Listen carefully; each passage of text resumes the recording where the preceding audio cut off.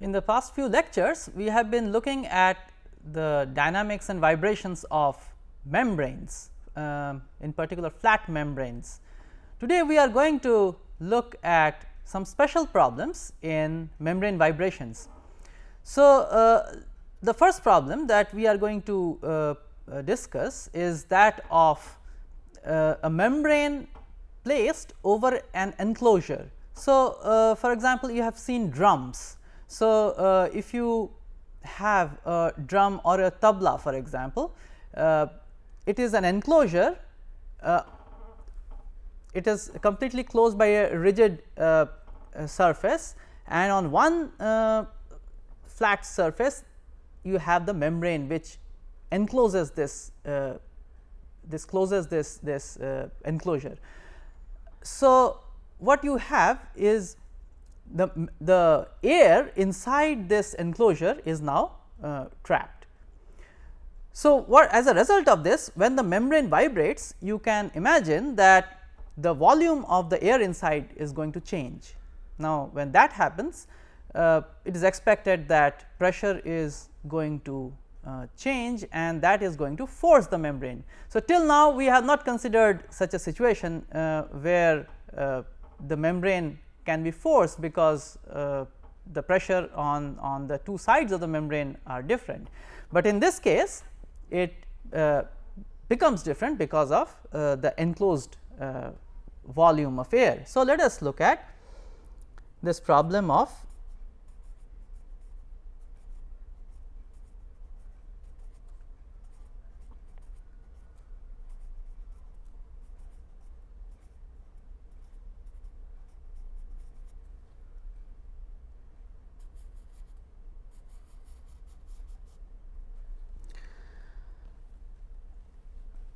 So, we have a circular membrane enclosing a rigid vessel or a container. So, this side is the membrane,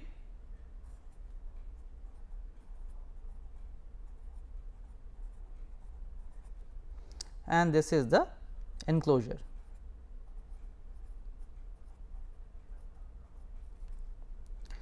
Now, because of this air that is enclosed in this enclosure, now when the membrane vibrates, let us see what happens. So, let me draw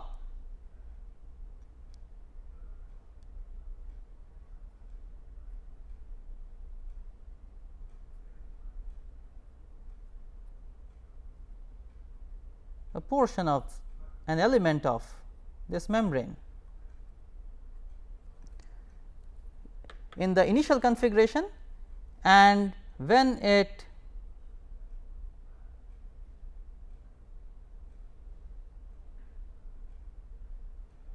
deforms,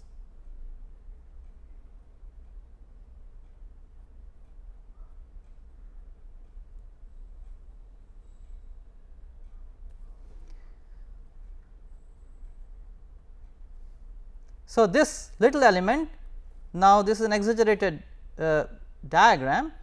So, this little element has displaced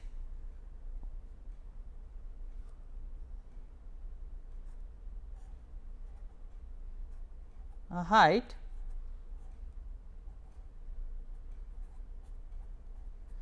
at a location r and phi at time t. So, this is phi and this is r. So, at a location r and phi at time t, this is the element. So, what is the change in volume because of this? So, let us write that down.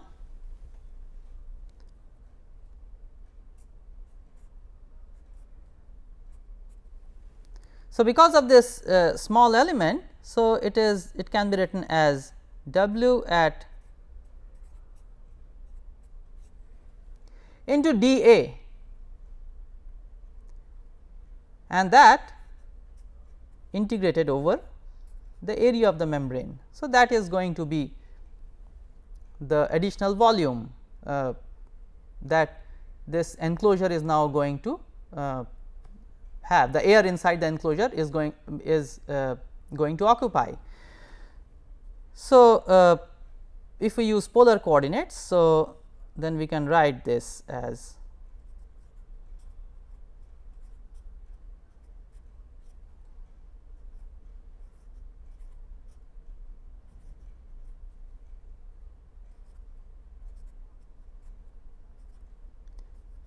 so here A is the radius of the membrane. Now, so this is the small change in volume of this enclosure. Now, corresponding to this change in volume, we must now calculate the change in pressure. Assuming that the membrane is going to vibrate sufficiently rapidly, so that we can consider the adiabatic process for the air, where gamma is a ratio Cp over Cv is a ratio of the molar specific heats. So, at constant pressure and at constant volume. So, these are standard definitions.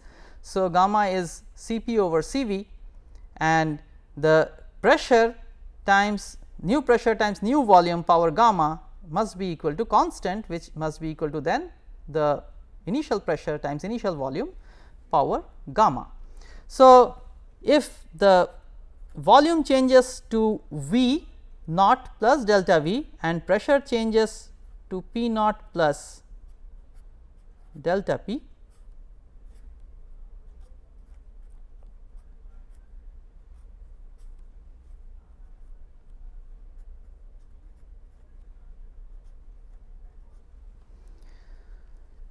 so if you approximate this, because the change in volume in relation to the initial volume will be very small, we are going to consider very small displacements of the membrane.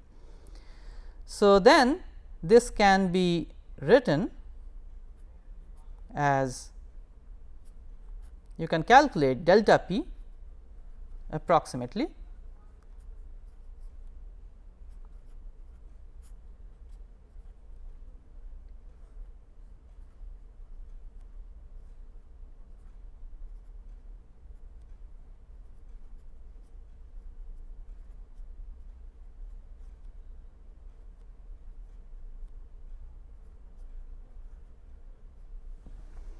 so that is the expression of delta P. Now, why did we calculate delta P? So that we can now find the force that will be acting because of this pressure difference. So, delta P is the pressure difference between the ambient air and the air inside the enclosure. So, that the small pressure difference is this delta P. So, this has been calculated in terms of the initial pressure, so which is the ambient pressure actually, initial volume of the enclosure, and this constant for the air, which is gamma Cp over Cv, and this is the displacement of the membrane. So, now we are going to consider that this, because of this pressure difference, there is going to be a force on the membrane. So, this is going to be the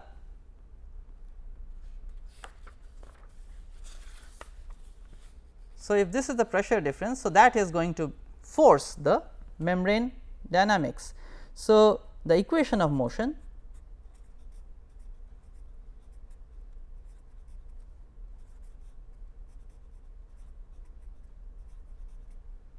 of the membrane may be written as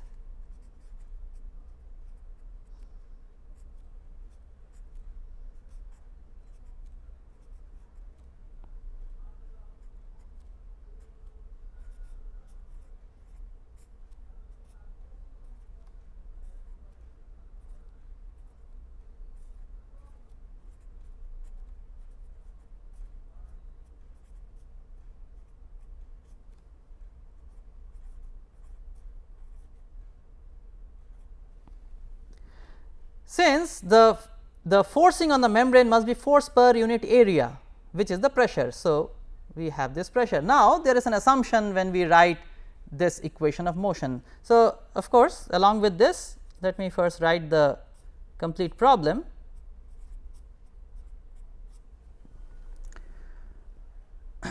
So, this is the boundary condition. So, this completes the formulation for this membrane vibrating on an enclosed over an enclosed volume. So, when I write this pressure directly on the right hand side of the equation of motion, see, we are assuming that this pressure is uniformly getting distributed over the membrane. So, that is how we are actually calculating this pressure and putting it in the equation of motion. That is the reason why we are doing it this way. We are assuming therefore, that there will not be any change of pressure or the variation of pressure because of the dynamics of the air itself inside the enclosure.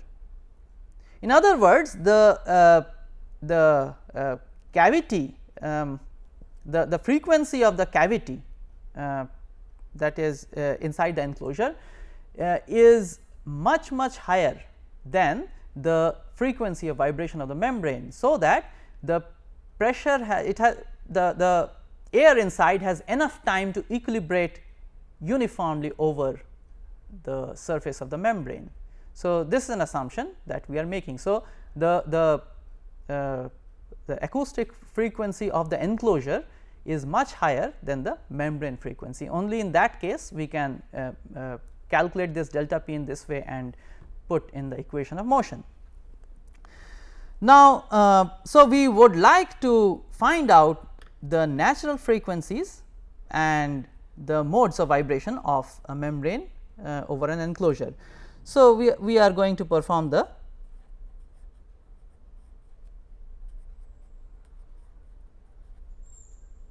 modal analysis for this problem. So,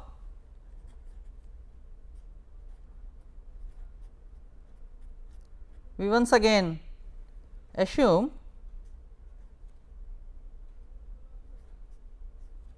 a space time separable solution for this problem, and if we substitute this in the equation of motion,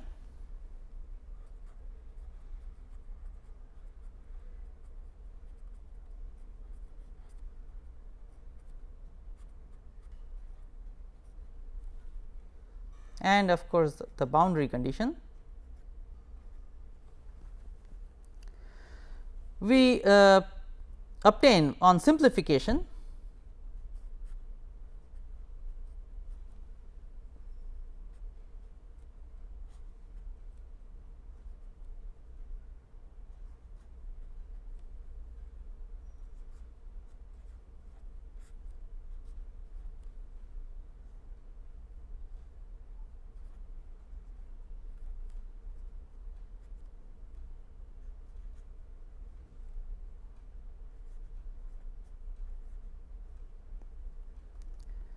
and the boundary where I have used this beta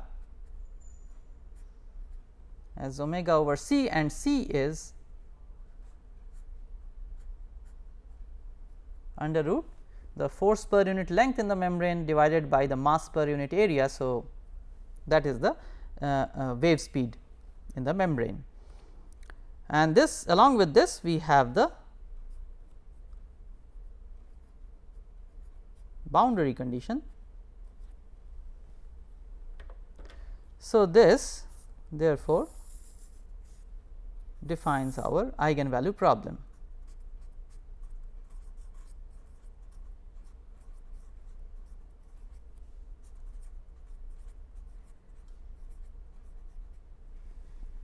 So, which we are going to now solve. So, we have solved in our previous lecture the problem with homogeneous equation of motion. So, no right hand side. So, we already have the eigen functions for the problem. So, let us see what we can do with the eigenfunction expansion, that is the first thing that we can of course try. So, for this eigenvalue problem,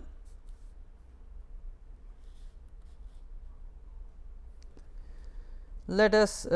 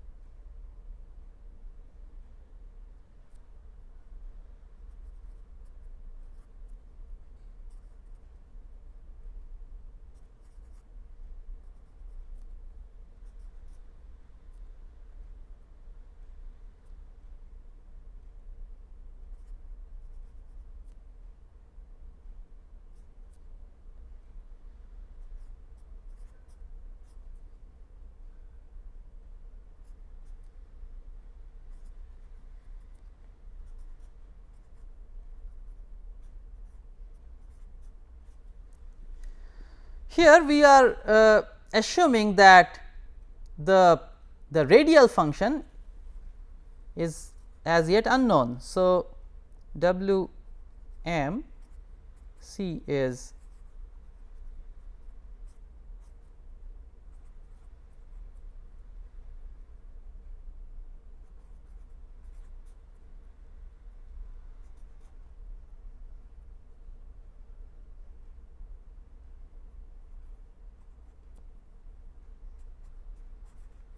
let us see what will this turn out to be.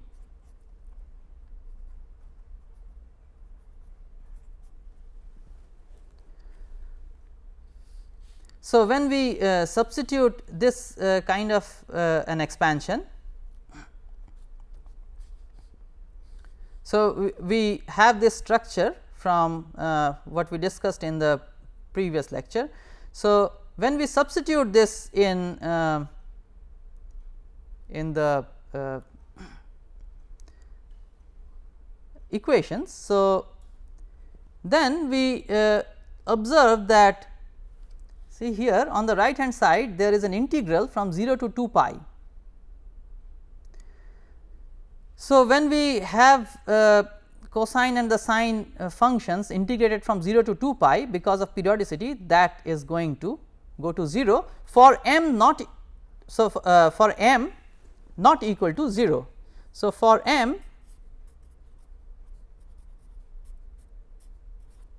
not equal to 0,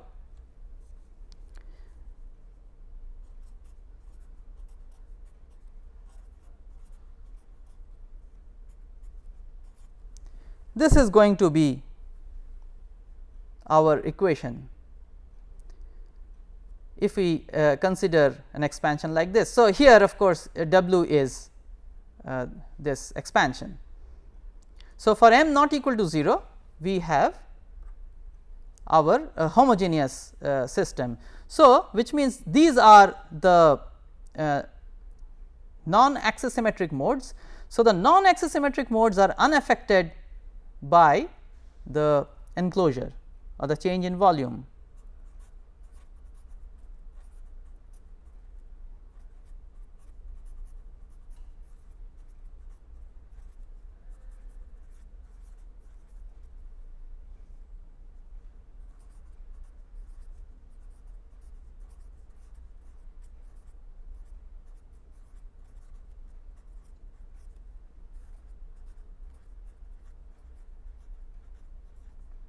So, the non-axisymmetric modes actually do not lead to any change in volume. So, that is what we conclude.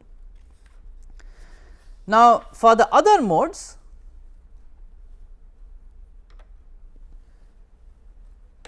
so for which means for modes with m equal to 0, this our equation is going to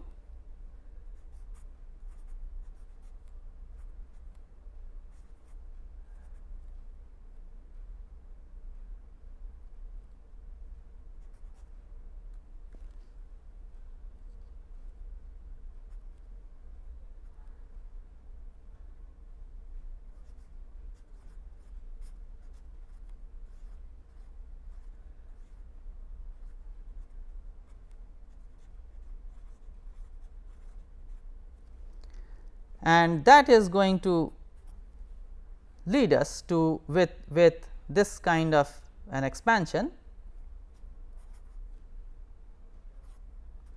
If you substitute this expansion in here and simplify,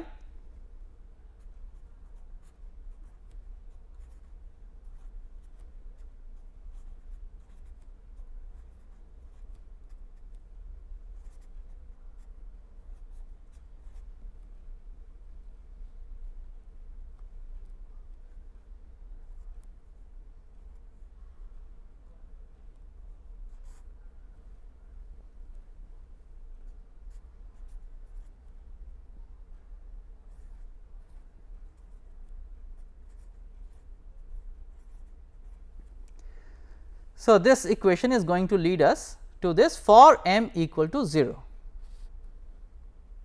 For m not equal to 0, we are going to get back our normal circular membrane eigenvalue problem. So, which immediately tells us that the non axisymmetric modes of the circular membrane are same as normal circular membrane is same as that of this membrane over the enclosure. Now, only change comes in the axisymmetric modes. Now, let us consider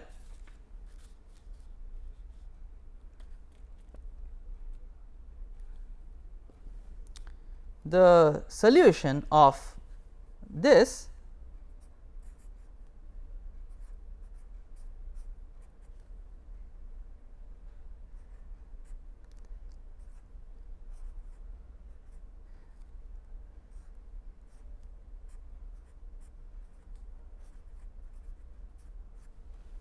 So, this form of solution is guided by two factors. One is that this operator is the corresponds to the Bessel function, and we have this boundary condition which I must write here. So, the boundary condition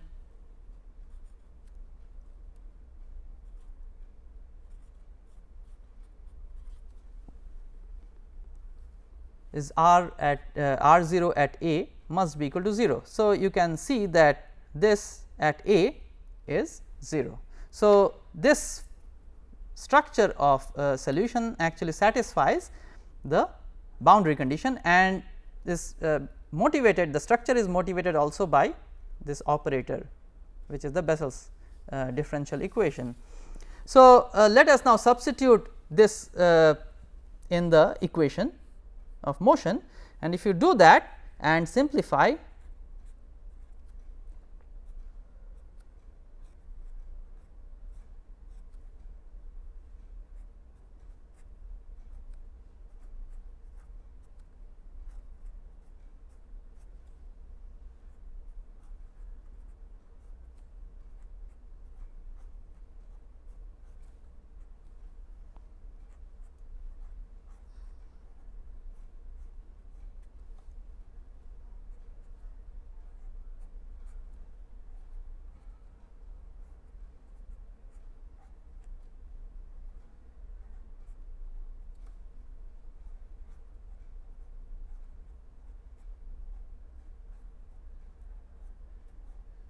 so this is what we are going to obtain. Now, here I have defined these new terms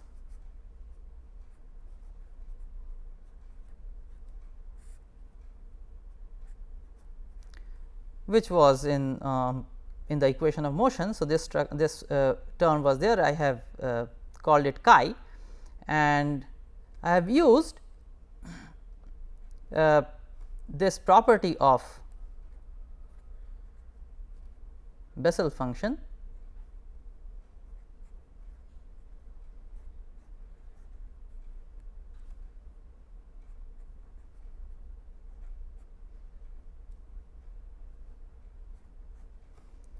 So, I have used this property.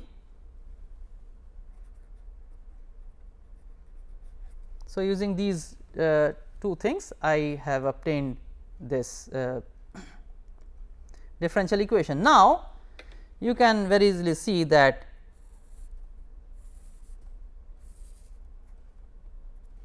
this is 0, this is nothing but the Bessel differential equation, and this is the solution for that m equal to 0. So, therefore, this is 0. So, what we are left with is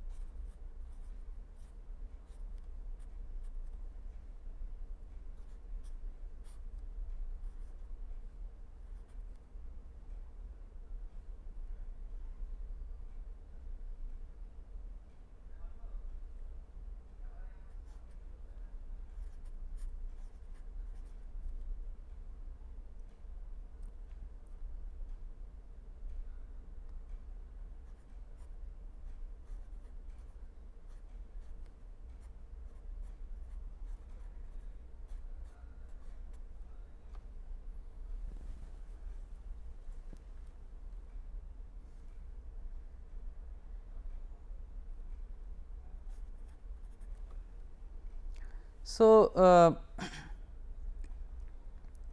we are left with this, and this is nothing but our characteristic equation.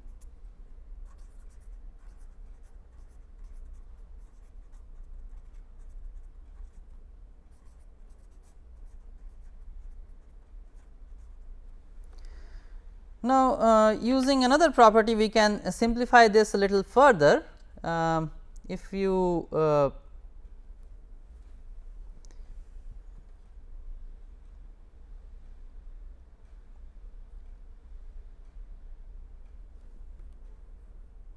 use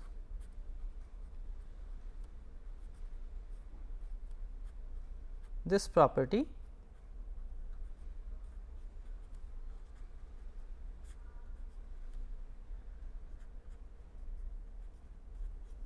so this is a standard property of the Bessel function. So, I can replace this j 1 in terms of so if I put m as 1, then I will get j 1 in terms of j 0 and j 2, and then my characteristic equation simplifies to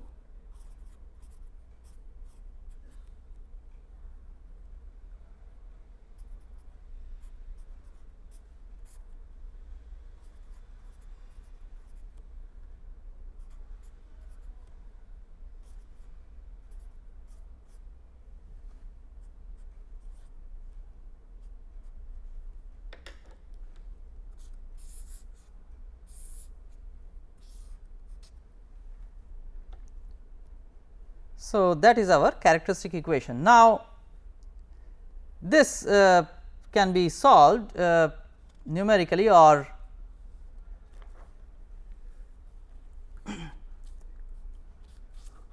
by using maybe properties of Bessel functions. You can approximate the solutions.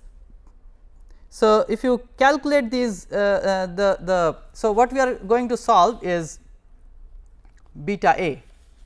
Now, for different values of chi, now remember this chi has this constants and this pressure and the volume. So, for different values of, let us say, enclosed volume, enclosure volume or tension in the membrane, force per unit length in the membrane, you can have different values of chi. So, if you solve for beta f for different values of chi, let us say if chi is 0, which means that we have a normal membrane. So, chi can be 0 if the enclosed volume is infinity. So, then chi goes to 0. So, for this you can check that we get back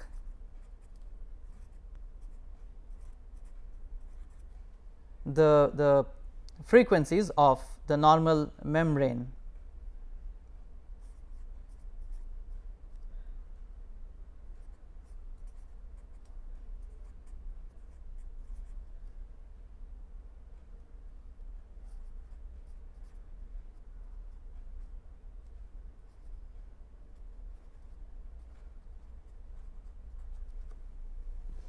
Now, of course, this beta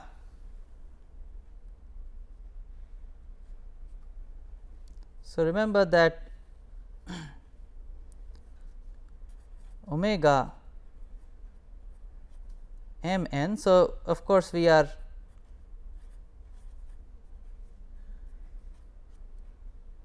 discussing the case for m equal to 0, but this was the general relation. So, that will give us the circular natural frequencies. Now, for chi equal to 0, then you can have chi equal to, let us say, when you take chi equal to 1,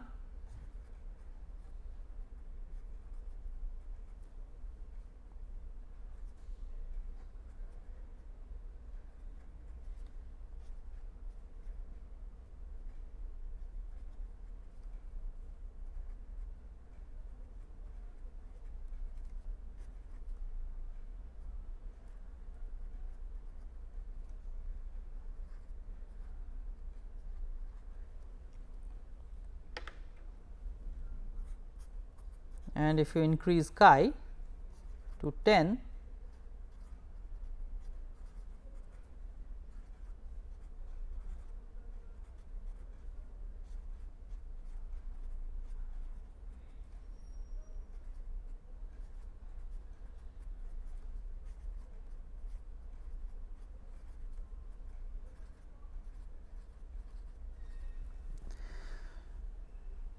so what we can observe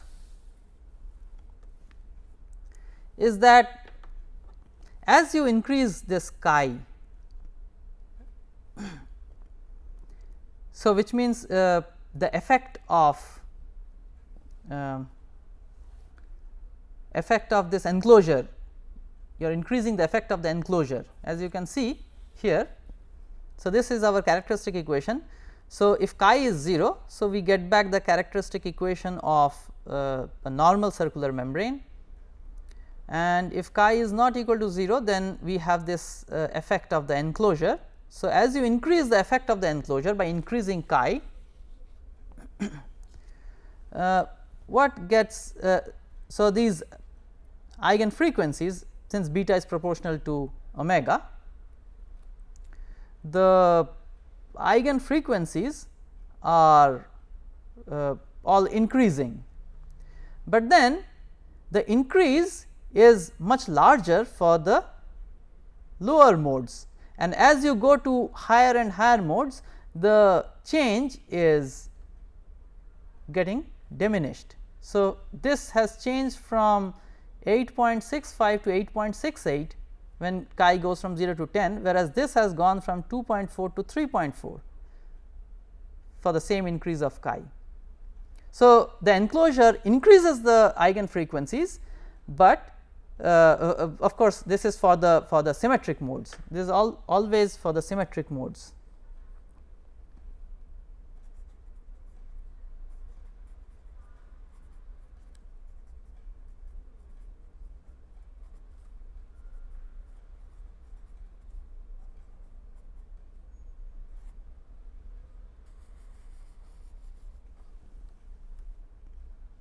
So, m equal to 0.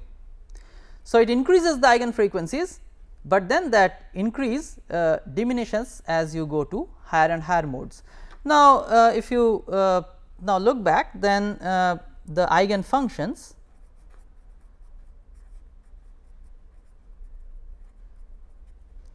can be easily written. So, for m equal to 0, which are actually affected,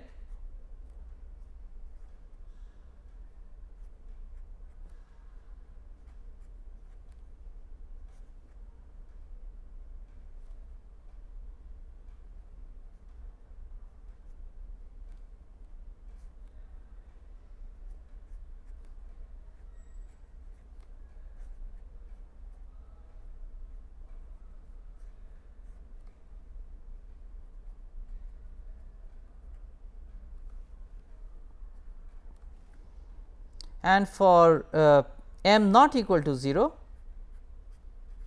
we have two kinds of modes. The cosine remains the same,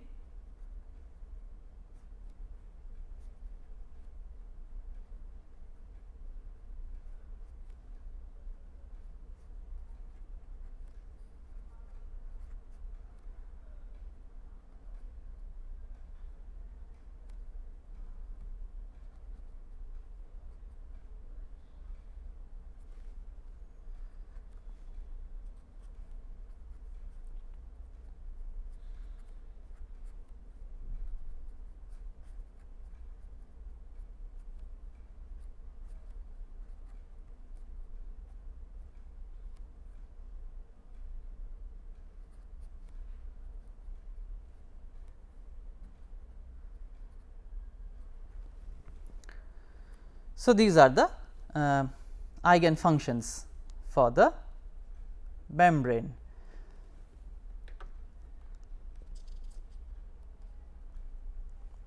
Now, the next problem that we are going to look at is that of an elliptic membrane. We have looked at the circular membrane, and we have seen how this the symmetry of the circular membrane leads to modal degeneracy that we have discussed in our previous lecture. Let us now see what happens if the membrane becomes elliptic.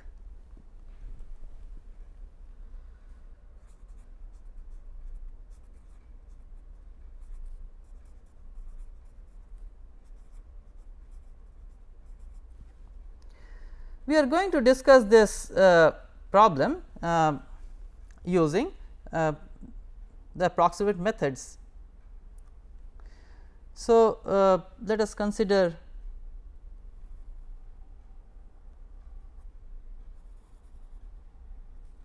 this is roughly an elliptic membrane.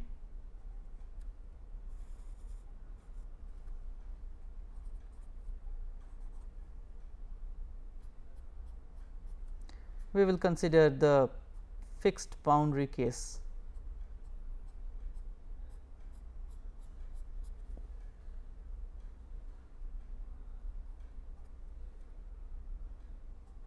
So, the semi major and the semi minor axes are A and B.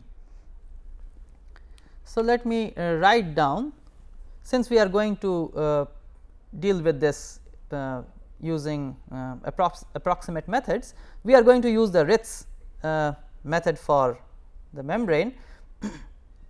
Now, let us see first the Lagrangian of the problem. So, if you consider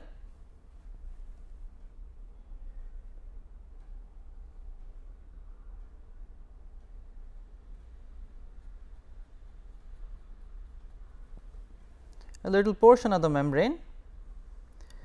So, the kinetic energy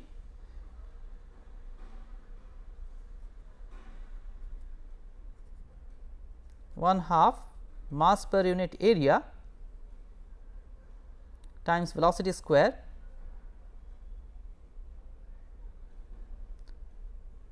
and integrated over the total area of the membrane, which I can write in terms of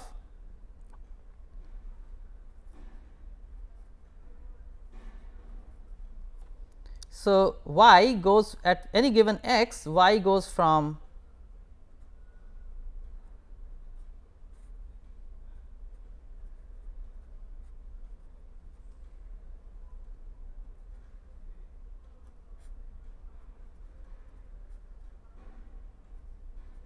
since the equation of this boundary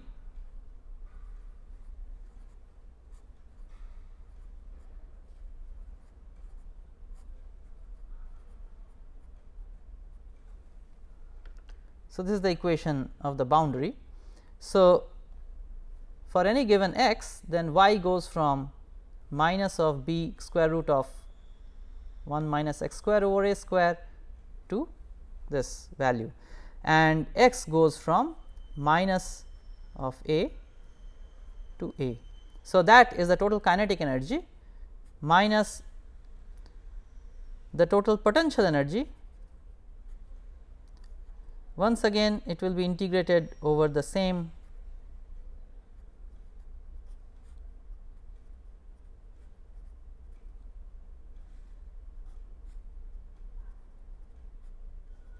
domain of the force per unit length 1/2 of this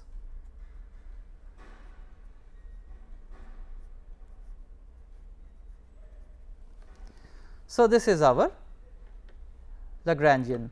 Now, let us make some redefinitions and simplify this Lagrangian. So, let me define x tilde, the non-dimensional coordinate x, using x over a, non-dimensional y as y over a. The field variable is w over a,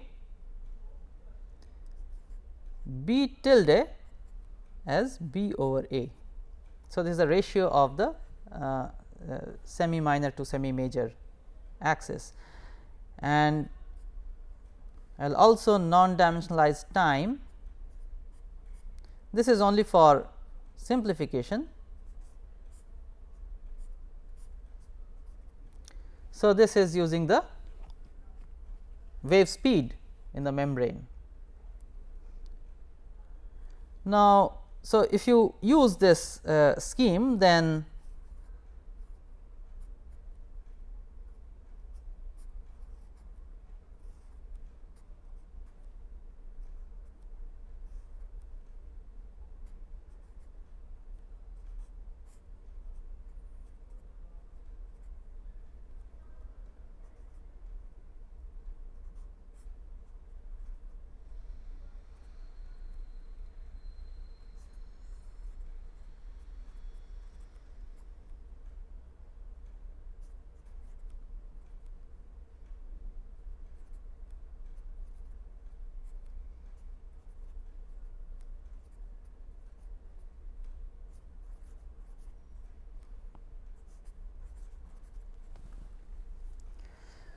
now, because this is going to be a little cumbersome to put tilde everywhere. So, from now on I am going to drop this tilde. Now, we have to find admissible functions for this problem. Now, if you derive the equation of motion, so if you derive the equation of motion,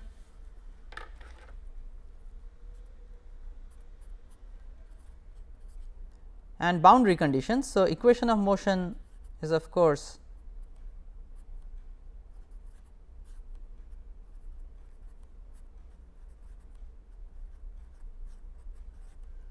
and the boundary condition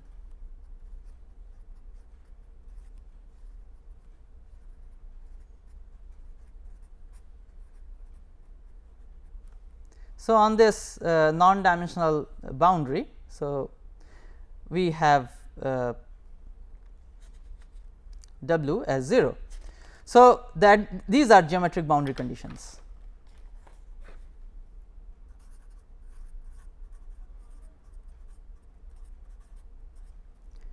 So, we have to choose functions which satisfy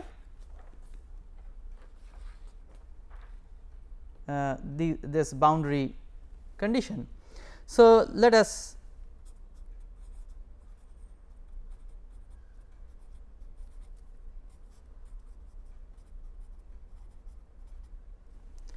so you can easily see that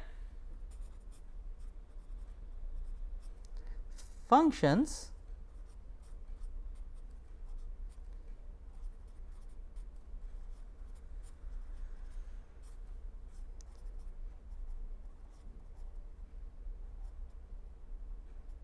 of this form is going to these functions can satisfy the geometric boundary condition of the problem. So, we use this expansion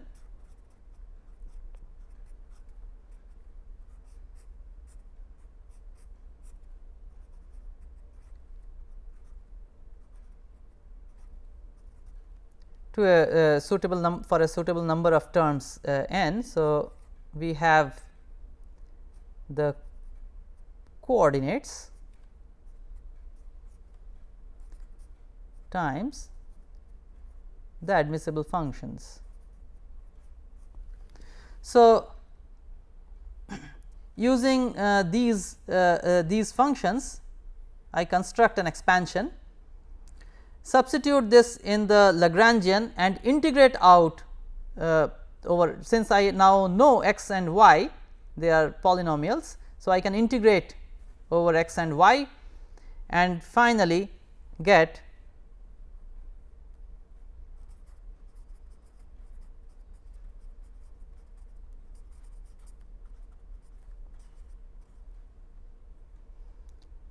so my discretized Lagrangian will read.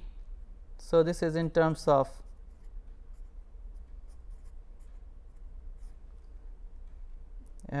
these coordinates and their derivatives.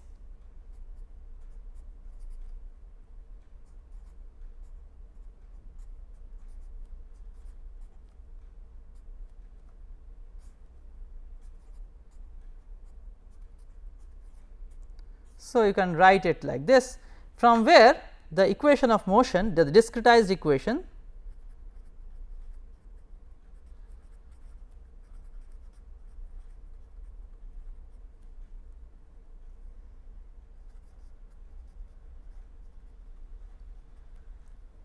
readily follows.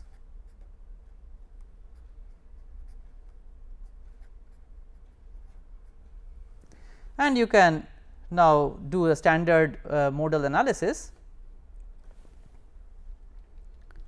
to determine the eigenfrequencies.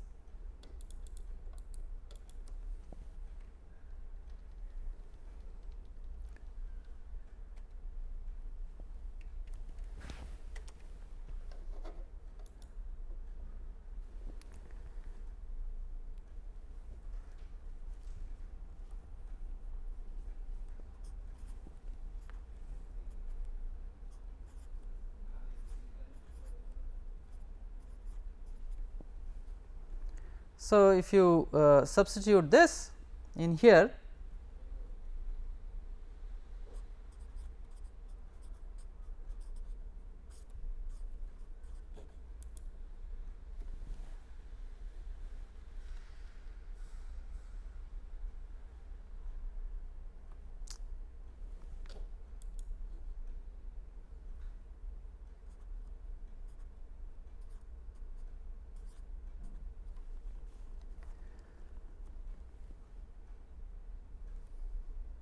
so for non-trivial solutions of P naught,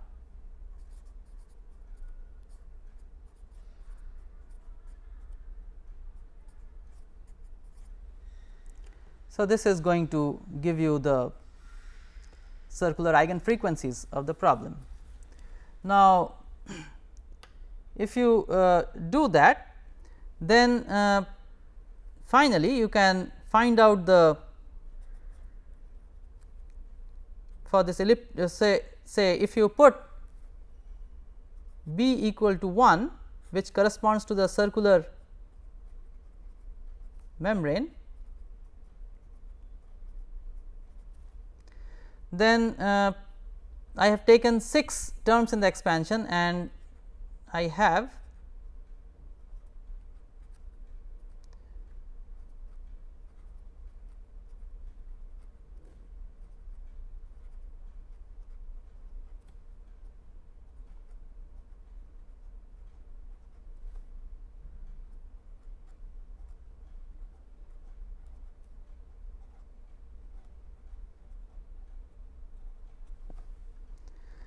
now here there are repeated eigenfrequencies. So, which indicate that there is modal degeneracy.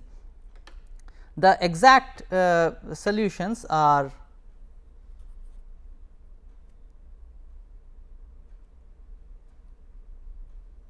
so this of course this 1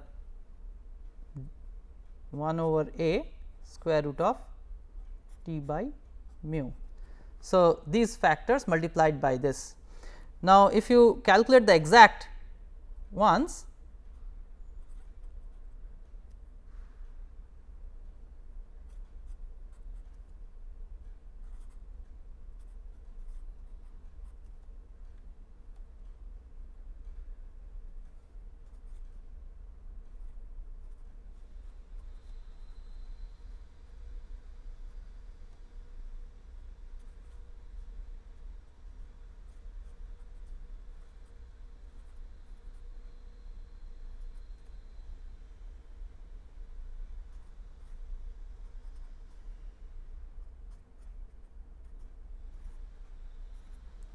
so you can see that the correspondence. So, this is the fundamental, this is the second, which is so this is almost exactly calculated. Okay. So, for the circular membrane, therefore, this formulation is giving us the correct results. Now, let us look at B is equals to 0.6, which is an elliptic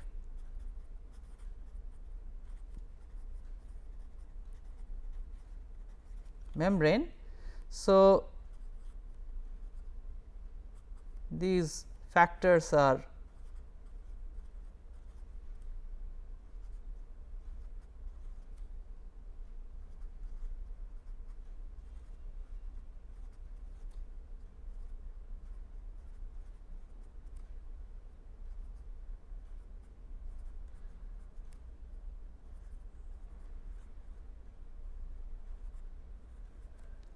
and of course, there is this. Now, you see there is no repeated eigenfrequency. So, since we have broken the symmetry of the membrane, the eigenfrequencies now they have split. So, these two have split from here. So,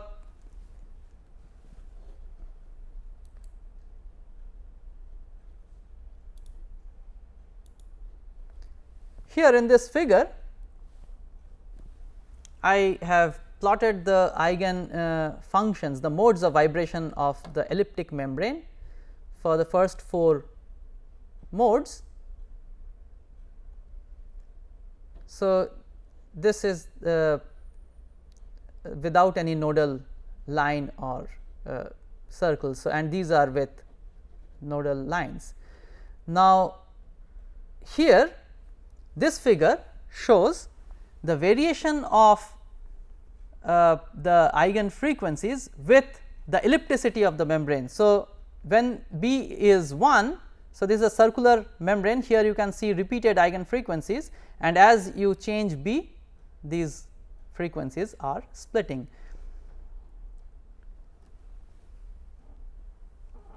So, to recapitulate, we have discussed some problems in membrane vibrations. The first problem we discussed was that of a membrane over an enclosure, and next we have used an approximate method, the Ritz method, to study the elliptic membrane. So, with that I conclude this lecture.